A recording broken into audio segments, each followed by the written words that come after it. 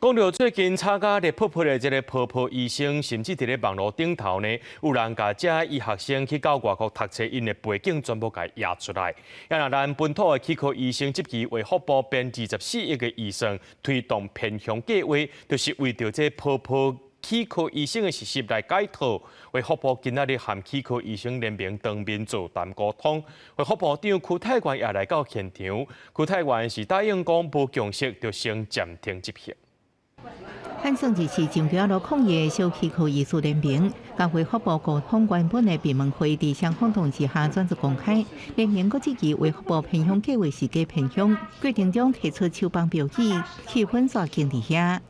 到底优化偏乡医疗精进计划，牙医充实在地医疗量能，到底有没有要训练多牙医毕业生？为什么不能够拿掉这个部分？有55个地点的时候，你可不可以先放下来？这样干扰到我的发言了。我觉得这样子，我们彼此建筑在互信的时候，你这在我看起来相当于是干扰我的发言。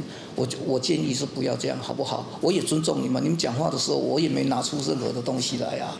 原本1点钟会议，双方这边时间一直延长，为福部长邱泰源也赶到现场。邱泰源表示，国外气科医生毕业生14名额每年维持50个未提完。最近公布医师法施行细则，对国外学历资格有更加严格限制。偏乡计划会继续听各界意见。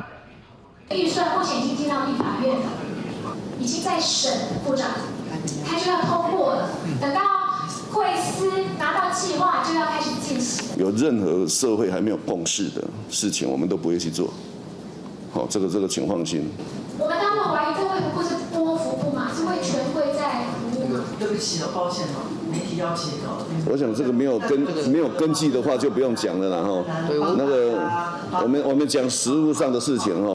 风车通讯群组流出为福部支持泡泡医师等相关言论，邱泰源接受媒体联访，好像有这代志。佮讲家己亲人拢是读本土医科，不过经过沟通会议了后，因不满为福部只程度早等建议，依然按照原本计划，会上街路抗议。记者综合报道。